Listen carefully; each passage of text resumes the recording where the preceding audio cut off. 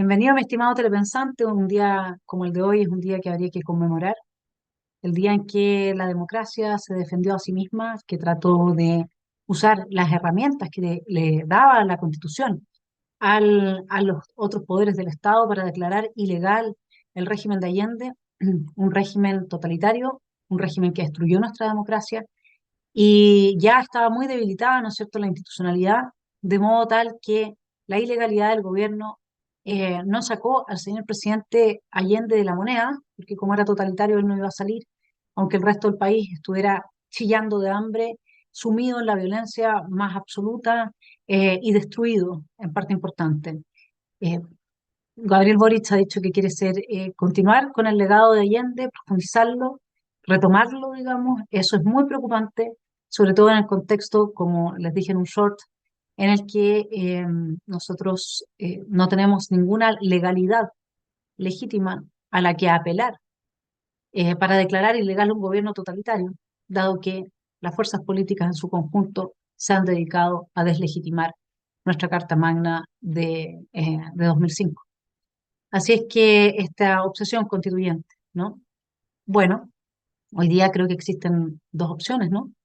Existe la opción de que Republicanos logre presentar un muy buen proyecto y que en ese caso, genuinamente, habría que llamar a apoyar. La pregunta que queda para Republicanos y para el resto de las fuerzas políticas es si un proyecto refrendado por la ciudadanía, en el contexto que estamos hoy día, que hay muy poco tiempo también para dar a conocer el contenido y la gente está cansada, no quiere más, ¿no?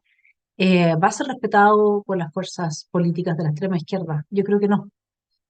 Me parece mucho más legítima la Carta de 2005, que lleva muchos años siendo reformada en democracia, siendo apropiada por las instituciones, y solamente aquí falta la decisión en nuestro país de respetar las instituciones y las leyes, caiga quien caiga. Eso es lo que nosotros necesitamos. Necesitamos hacer un juicio muy amplio eh, a los violentistas octubristas, eh, tanto los de las altas esferas del poder político como aquellos que simplemente fueron instrumentos en las calles, sobre todo los de las altas esferas. Bueno, en este capítulo las coloradas muestran la realidad de lo que estaba pasando en Chile con el MIR, quiénes eran, ¿no es cierto? La gente que componía el MIR y cuáles eran sus propósitos. Es muy interesante, los dejo convidados a verla.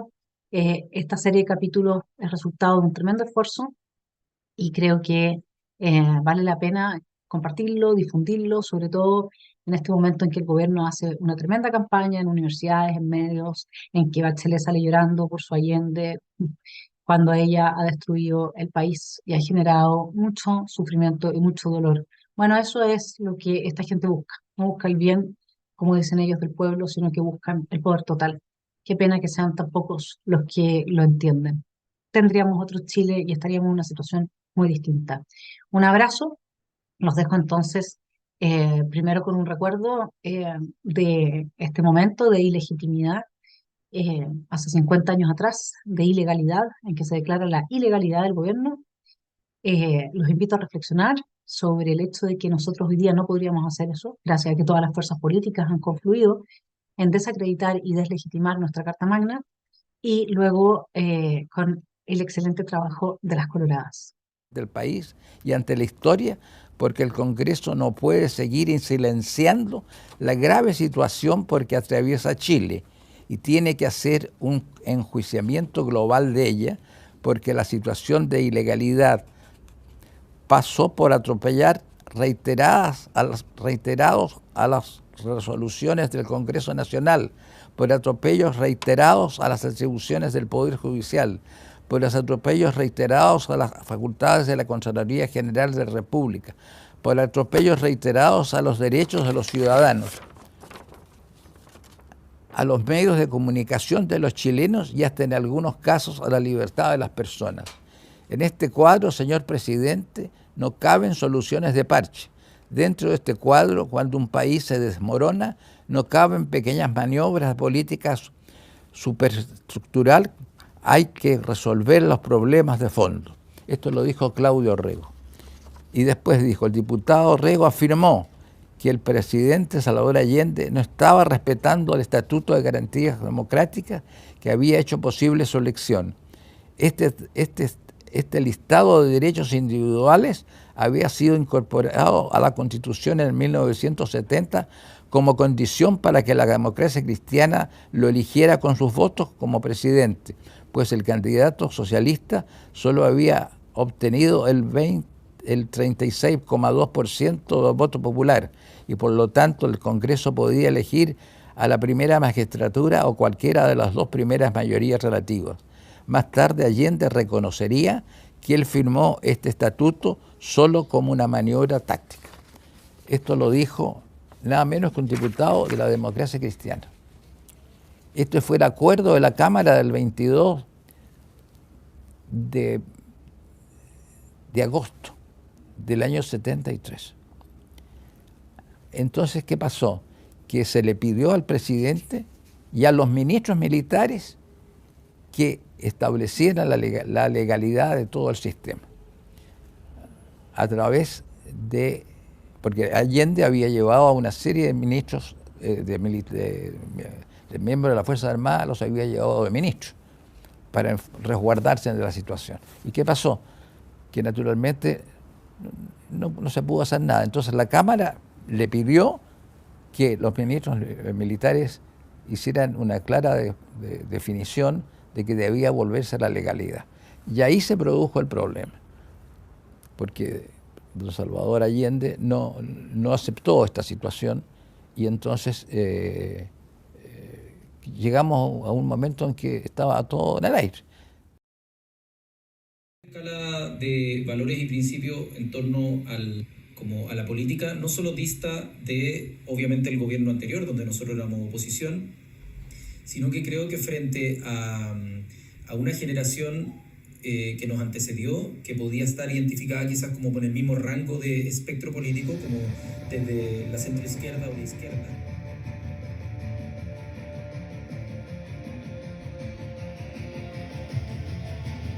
En 1965, los jóvenes dorados del MIR convocaron a todos los grupos subversivos, anarquistas y revolucionarios de Chile. Así nació oficialmente el Movimiento de Izquierda Revolucionaria.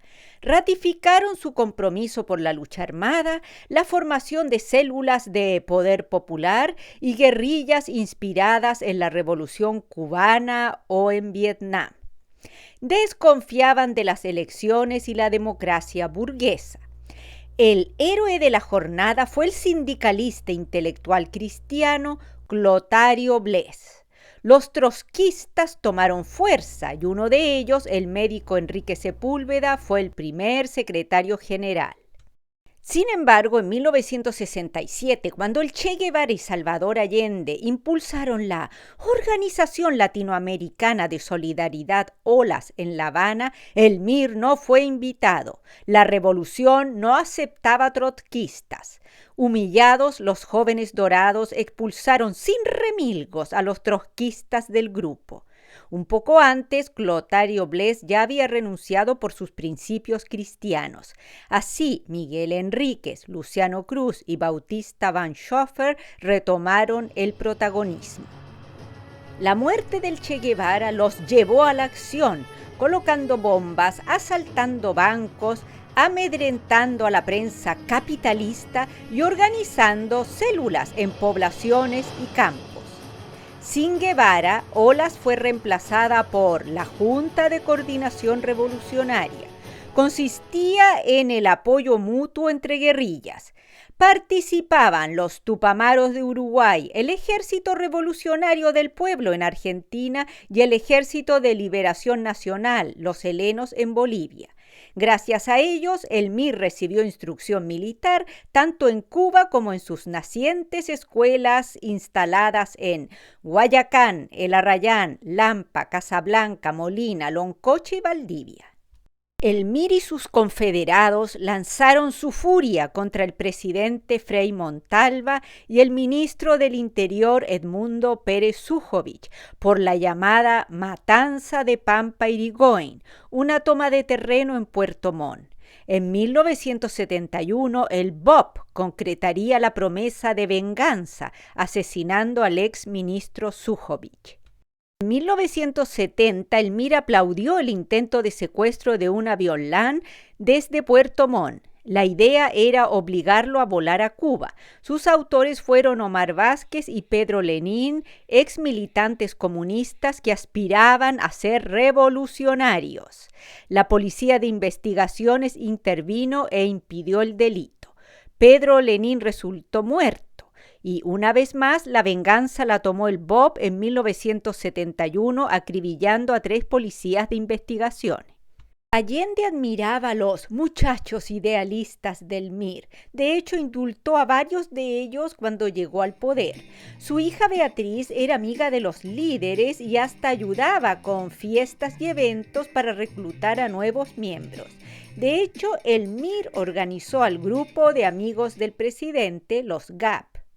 Confiados, el MIR y sus aliados recrudecieron los asaltos a bancos, al comercio, tomas de fábricas y de terrenos, dejando una estela de heridos y muertos. Con el botín financiaban a operadores del poder popular como el poblador Alejandro Villalobos, alias Comandante Mickey. Su misión era controlar territorios, crear tribunales propios, cobrar peaje y vigilar a los vecinos.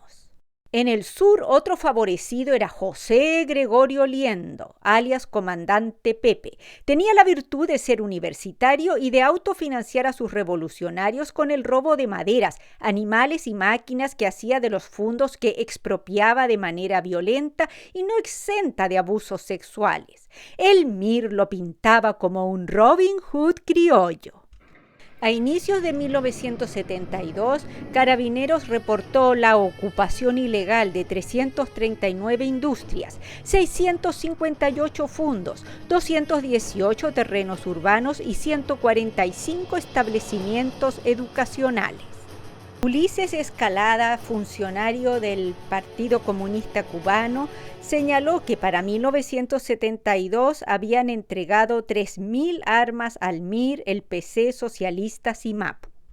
El MIR sigue activo, baja el perfil a los daños ocasionados desde 1965 hasta 1973, incluido su quiebre con Allende. Prefieren la leyenda de haber sido jóvenes intelectuales de cafetería ejecutados por el régimen de Pinochet, como también se centran en la Operación Retorno, que fue la resistencia que dieron a la dictadura.